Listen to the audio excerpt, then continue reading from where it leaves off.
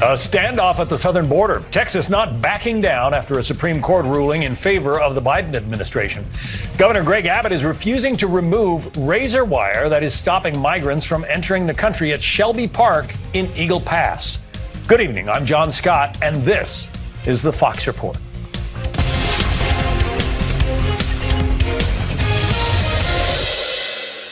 We have team coverage for you this evening. Lucas Tomlinson is standing by with more on congressional Republicans' fight for border funding. And New York Congresswoman Claudia Tenney is here with reaction to President Biden's promise to secure the border. But first, Matt Finn is live in Eagle Pass, Texas, with the latest on the Texas-sized fight between Governor Abbott and the feds. Matt. John, Texas is not cooperating with the Biden administration's deadlines to reopen this park to Border Patrol agents. Texas insists this is state land and it has the constitutional right to seize this property. The United States, in its latest argument, says it has the right of access to this property. Well, the state attorney general here, Ken Paxton, fired back to the federal government, writing in part, quote, "I respectfully suggest that any time you might spend suing Texas should be redirected towards enforcing the immigration laws Congress already has on the books. You now claim Texas has somehow restricted access to land owned by the federal government, yet your first demand letter acknowledged that Shelby Park is municipal land owned by the city of Eagle Pass, not the United States. Which is it?" U.S. Customs and Border Protection tells Fox News that Border Patrol does not want to come back into this park and tear down Texas's razor wire border wall. Rather, Border Patrol would only remove it on an emergency basis.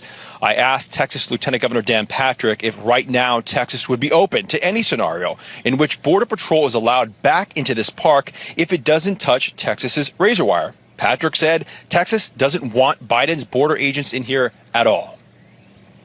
We got it covered. Mr. President, you say you want to secure the border.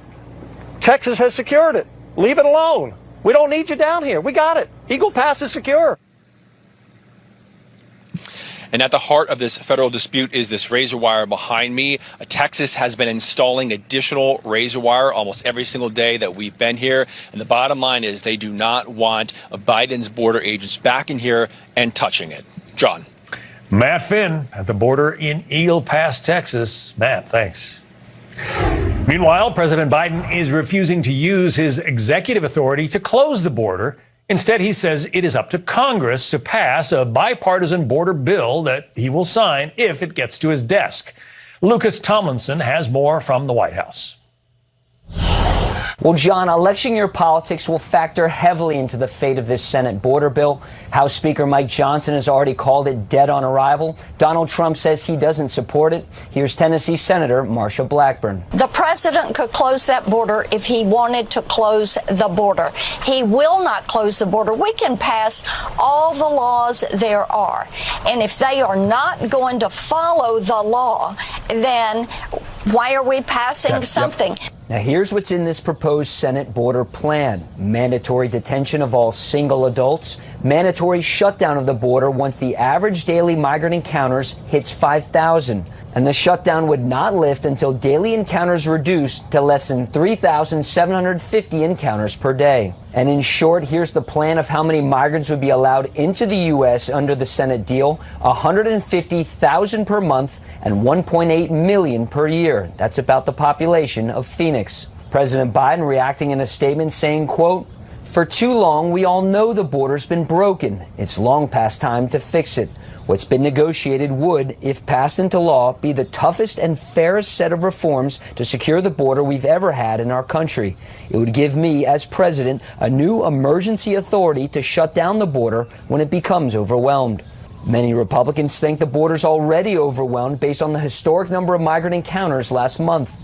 A recent ABC News poll says only 18% of the country approves of the job Biden is doing on the border. A new Gallup poll says Biden's approval rating last year was the lowest of any president since Jimmy Carter. President Biden is in South Carolina this weekend, where he will be on the ballot for the first time when South Carolina hosts its primary next week. Of course, he skipped the Iowa caucuses and the New Hampshire primary. John? Lucas Tomlinson reporting from the White House. Lucas, thanks. The Speaker of the House, Mike Johnson, responded to President Biden saying he would secure the southern border if Congress passed that bill. Quote, President Biden falsely claimed yesterday that he needs Congress to pass a new law to allow him to close the southern border. But he knows that is untrue. As my letter stated, President Biden can begin to secure the border by ending catch and release, ceasing exploitation of parole authority, reinstating the Remain in Mexico program, expanding the use of expedited removal authority, and renewing construction of the border wall.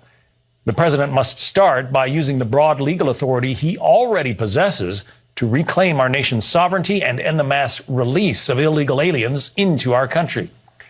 Let's bring in New York Congresswoman Claudia Tenney, a member of the House Ways and Means Committee and the Northern Border Caucus. Congresswoman, thanks for being with us this evening. I'm guessing you're not going to disagree with the Speaker of the House on his letter to the White House. But why does President Biden say all of a sudden that he will address the border? He'll get the border under control if only this new legislation is passed.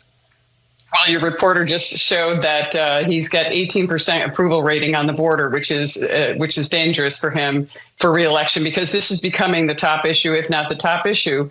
And, all he has to do is reverse some of the executive orders that he made on his very first day in office, work with Secretary Mayorkas and reverse what Speaker Johnson just outlined, all those things. It's not hard.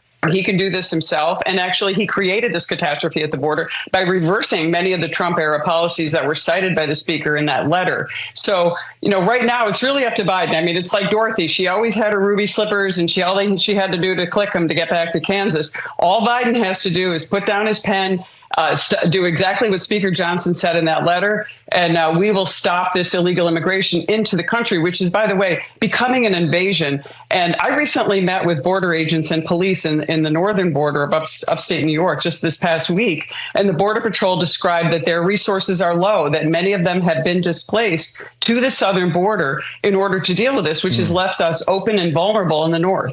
Let me, perhaps not surprisingly, the former president you just mentioned is talking about this border protection bill that's coming out of the Senate, or we think it'll come out of the Senate pretty soon. Anyway, here's former President Trump. A lot of the senators are trying to say respectfully they're blaming it on me. I said, that's okay. Please blame it on me. Please. Because they were getting ready to pass a very bad bill. And I'll tell you what, a bad bill is, I'd rather have no bill than a bad bill. He doesn't like the bill that is currently working its way through the Senate. What do you think about it? Well, I agree with President Trump and also Speaker Johnson. First of all, we had record numbers in December. It's over 300,000 people in 1 month. During the presidency of Barack Obama or even President Trump, we only had, I don't want to say only because it's a lot, but we had about 400,000 people illegally coming across the border in an entire year. This is an invasion, and I agree with President Trump. Why are we even allowing 5,000? The president has the power to use the removal authority. He can start rebuilding the wall. He can stop attacking Texas for trying to protect their border. This is a major obligation of the president. This is something that he is required to do under Section 2, Article 3, is to not only carry out the laws of Congress, but he's mandated under our Constitution to protect our border and to provide for the national defense. He's failing in that, and that's why you're seeing these impeachment proceedings, potentially, at least an inquiry into President Trump and the resumption of the impeachment proceedings with Mayorkas, who is giving, really just abusing the power to give parole, meaning allowing illegal immigrants to go free into our country and to be absorbed somewhere with these, dates for trial coming or for an appearance at, years down the road, which we know we'll never find them, we'll never get them back. And we also know we can't vet them. That was even admitted by Governor Kathy Hochul, who said, we don't know who these people are, we can't vet them. And we're very concerned about this in New York as well, because 85% of the people on the terror watch list are coming through our northern border, which I alluded to earlier, is very insecure and very concerned that we have a porous border here as well. We can't allow this invasion into our country. It's really dangerous for our security, but also dangerous and costly to the taxpayers, as New Yorkers will pay over $3 billion just for illegal immigrants over the next year. Well, you heard, or, we read for you the president's statement, how he feels about the border situation. He seems to be throwing up his hands and saying, the border's always been a mess. Why do you expect me to fix it? And let's get this Senate bill passed, and then I'll really crack down on it. Your response? Oh, it's got to be an excuse. Look, I don't know what the basis is for allowing this border to go where it is. I've heard all kinds of speculation, more voters, more people to be in the country to increase the population into blue states so the Democrats can win. But I think a lot of it is intentional chaos and complexity, and that makes it very hard to enforce. It's very similar to what happened during the pandemic election, where we had so much chaos and so much complexity dealing with our elections, we really couldn't manage or control it, and we had difficulties in 2020. It's a very similar scenario when you overstress the system and the bureaucrats, and some really good people, by the way, who are trying to do their job and are unable to because we are not giving them the tools and the resources they need. This is a very easy fix for President Biden. He can do this right now. He's refusing to do it because of politics. I'm not sure what his mission is. But right now, as Republicans, we need to stay unified. That is our best play. That is our strongest position, is to be unified on this issue, because the American people are telling us, and I hear it every day about the border, I spent the whole week in my district, and that's all I'm hearing about. Of course, I have the whole stretch of the northern border in New York. So it is a concern for all of us. I was up there near your district this week, interestingly enough. Anyway, Congresswoman Claudia Tenney, Republican from New York. Thank you. Thank you so much. Overseas, Houthi rebels are launching more missiles at U.S. and British-linked ships in the Red Sea, with one attack confirmed and another foiled this week. The latest in dozens of attacks since November. Meantime, at least 159 attacks on U.S. troops have been reported in the Mideast since October 17th. Stephanie Bennett has more from London. Tensions are rising, and so are the number of attacks. Now, the U.S. saying they acted in self-defense. Meanwhile, new details on the British oil tanker that caught fire and was hit yesterday. U.S. Central Command saying the ship issued a distress signal. The USS Carney and other coalition ships came to help. The vessel obviously badly damaged, but no injuries were reported. We also know that the oil tanker has links to the UK and flies under the flag of the Marshall Islands. Interestingly, reports say it was carrying Russian fuel at the time. The Iran-backed movement claims it targeted the Marlin Luanda in response to American-British aggression. New today, the U.S. military says they struck and destroyed a Houthi anti-ship missile aimed at the Red Sea. U.S. Central Command forces say it presented an imminent threat to vessels and U.S. Navy ships in the region, claiming the Yemen missile was ready to launch at any moment, so they responded in self-defense. Now, since November, the Houthis have launched dozens of attacks on commercial vessels traveling through the Red Sea, one of the world's busiest shipping lanes, of course, forcing companies to suspend operations or divert them around South Africa, which has been slowing trade. Now, the Houthis say they're targeting vessels in support of Palestinians in Gaza. And in response, the U.S. and UK have launched airstrikes on Houthi targets, triggering this back-and-forth motion. Meanwhile, National Security spokesperson John Kirby saying on Wednesday that the strikes are effective and other countries are in support. Separately, I'm also sure that you saw yesterday a joint statement from 24 countries expressing support for the action that the United States and our United Kingdom Armed Forces, with support from Australia, Bahrain, Canada, Netherlands, took against the Houthis on Monday. I think it's notable that more and more countries now wanted to show that they condemn Houthis' indiscriminate and unlawful attacks on international commerce, and that they support the actions that we and our partners are taking. For now, no signs of slowing on either side. John. Stephanie Bennett. Stephanie, thank you. The United States and several allies are halting funding for a United Nations Palestinian aid organization over allegations that 12 of its employees were involved in the October 7th Hamas attack on Israeli citizens. The UN has fired those accused. Israeli intelligence agencies also suggest UN and aid vehicles were used to transport combatants to attack locations. Alex Hogan has more from Israel. Good evening, John. Australia, Canada, and the UK are among the latest countries to suspend funding to UNRWA. This is the main organization providing relief to Palestinians in Gaza. This all follows Israeli intelligence given to the organization suggesting that as many as 12 of its employees were potentially involved in the October 7th attacks. In a statement, UNRWA says it was shocked and has let go of these employees as the situation is properly examined. The UN Secretary General's spokesperson highlighted that this is an organization that has been pivotal in supporting the nearly 2 million people displaced, although it agrees an independent investigation is needed, something the White House called for as well. We want this investigation to be complete and thorough and transparent, and if in the investigation it's determined that people need to be held accountable, then obviously we want to see that too. The Israeli military today is fighting in Khan Yunis, carrying out targeted strikes between ground forces and air forces. Despite nearly 4 months of fighting, the IDF says it's still finding more weapons and ammunition stashed around this part of the strip. But as the war displaces civilians, new reports that Israeli forces opened fire on a group of people waiting for humanitarian aid this week, killing at least 20 and wounding dozens, according to Gaza's health ministry. Israel says it is looking into that situation. New tonight, Israeli Prime Minister Benjamin Netanyahu doubling down on the stance and the goals of this war, saying that they are three-pronged: to dismantle Hamas, to find the hostages and return them home, and to ensure that there is no longer a threat posed to Israel. John? Alex Hogan reporting from Israel. Thank you. Up next, calls growing louder for Fulton County District Attorney, the Fulton County District Attorney, to remove her alleged lover from the Trump Georgia election interference case. Coming up, Byron York, chief political correspondent for the Washington Examiner, weighs in. That's ahead.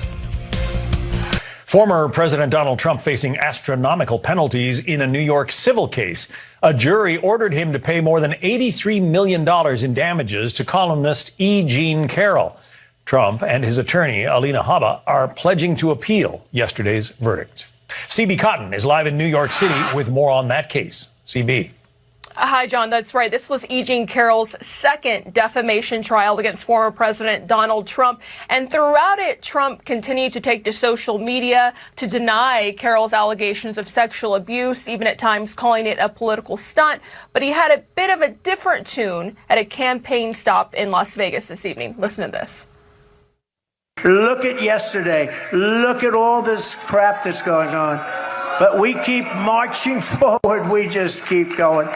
And somehow it all works out.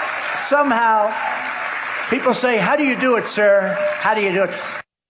Trump's brief and more vague remark comes after a jury ordered him to pay Carroll $65 million as a punishment, $11 million to rebuild her reputation, and $7.3 million for her pain and suffering. During the 2-week trial, the jury's only job was to set damages.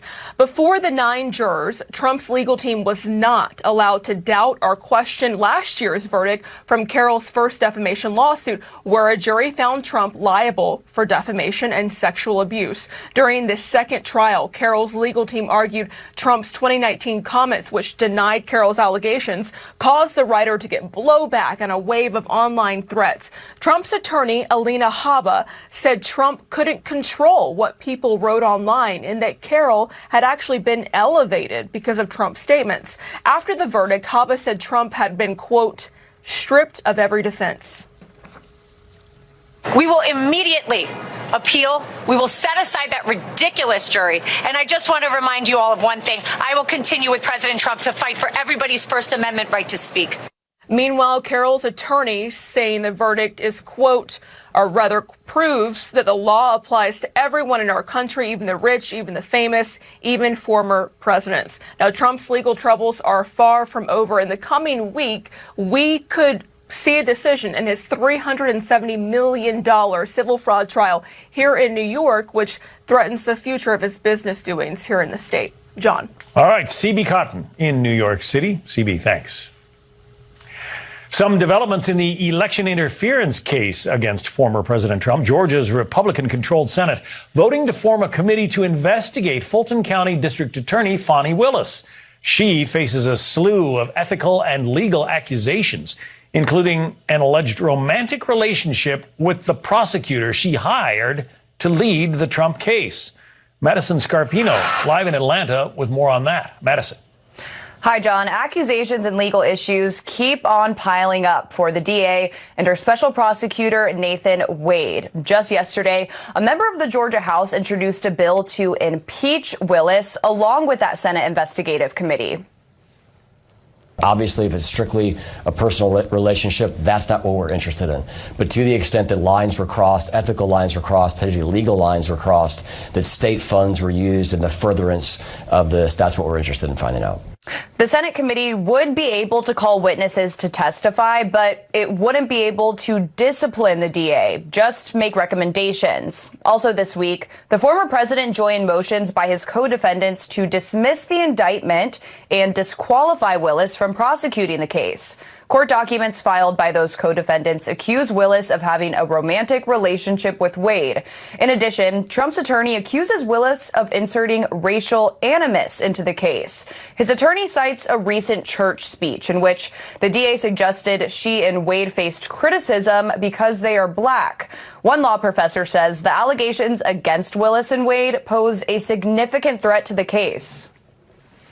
The threat is considerable, even because of the likely delay in the case if the motion for disqualification was granted. And even if ultimately District Attorney Willis and Mr. Wade avoid disqualification, it could be an extended fight, could go all the way up to the Georgia Supreme Court. No word yet from Willis on all of these allegations, but she has until Friday to formally respond. And the judge overseeing the case scheduled a hearing on the matter set for February 15th. John. All right. We will be learning more and following that case. Madison Scarpino in Atlanta. Thank you. Thanks. For more on this, let's bring in Fox News contributor Byron York. Byron, this doesn't look particularly good for Fani Willis. She hires a guy who is alleged to be her lover, pays him $650,000 to bring the case against former President Trump, and yet they're in a romantic relationship. So says his ex-wife and some other people. What do you make of it? And he does not appear to be that qualified for the job. This is a huge, complex racketeering case, the most important case perhaps in Georgia history, maybe in national history. And this prosecutor, Nathan Wade, has never tried a RICO case. He's never tried a felony at all. So clearly lots of questions about his qualifications here. And the big conflict issue is, since Fani Willis agreed to pay Nathan Wade so much money, more than $650,000 so far, a lot more than anybody else, there are these allegations that she actually benefited from that money. She pays him tons of money, which is all taxpayer money. And then the two take really fancy vacations to Napa Valley and to the Caribbean and other places. So those are the allegations. What we need to know is more facts. A few have come out, and they're coming out basically from Nathan Wade's divorce proceedings. Those they're going to be opened, and we'll learn more about it. So we need to know more facts. For example, the initial motion filed by one of the defendants in this case, Mike Roman, said that Willis and Wade had been living together somewhere, didn't name the location. That would make it hard for them to deny a relationship if that is in fact true. So we just need to know more facts about this. If you're a Democrat, especially female office holder, and you've lost the ladies of The View, it would seem that you're in a pretty precarious position. Listen to this.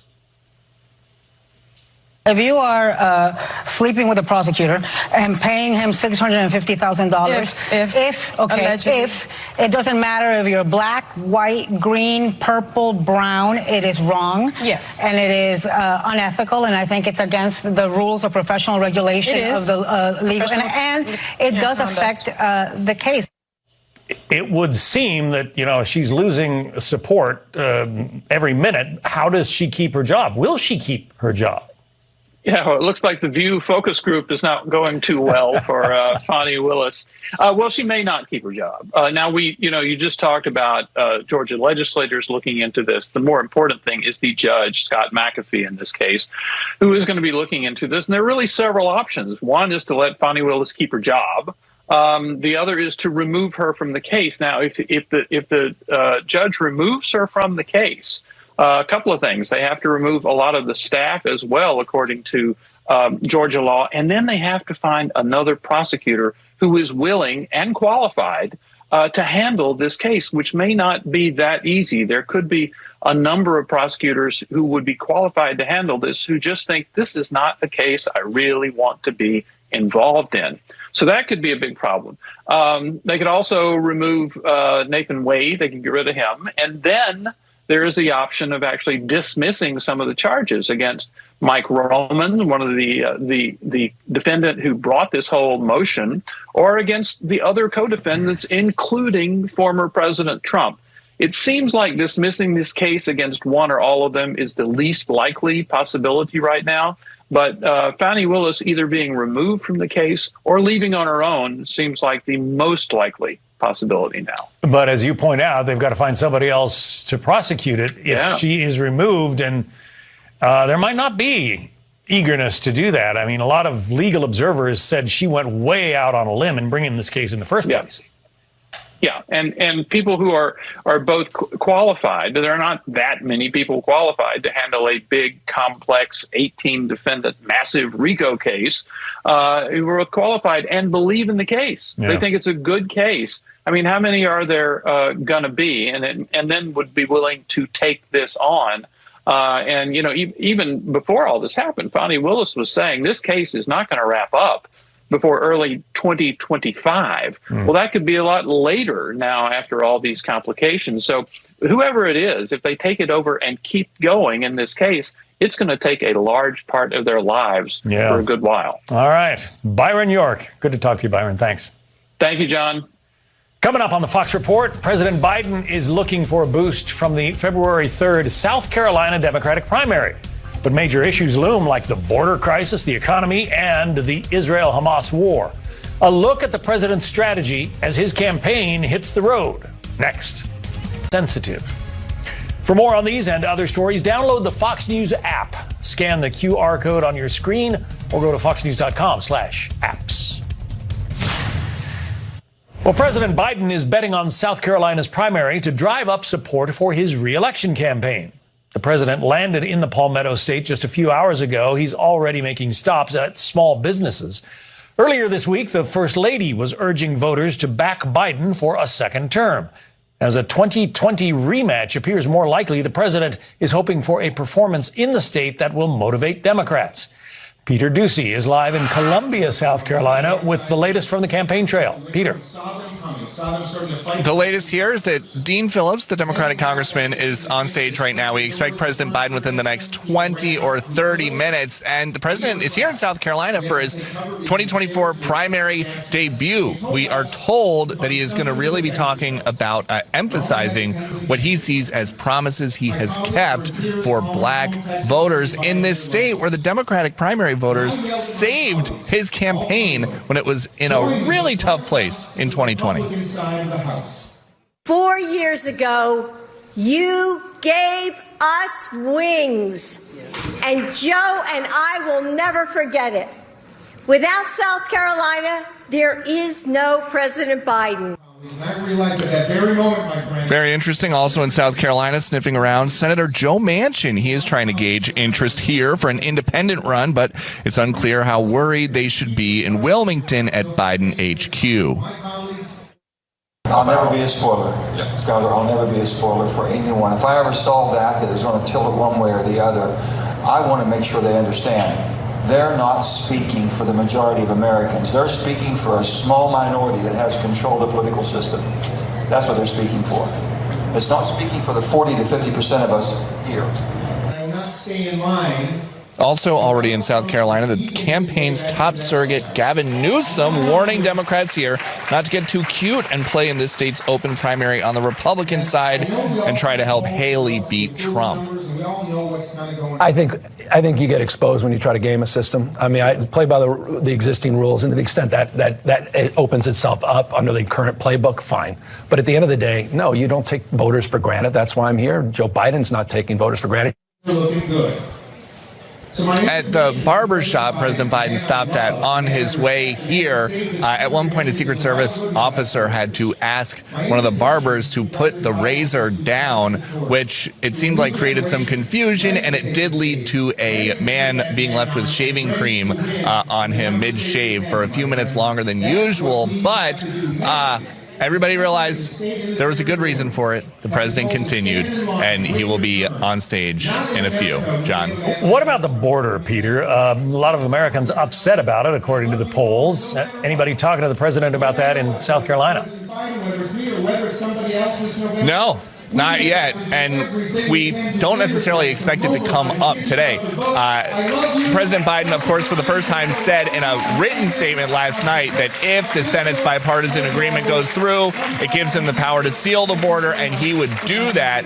But that came out after 5 on a Friday. The big headline events that they have done this week are about abortion access and about union jobs, and now, of course, about courting South Carolina Democrats.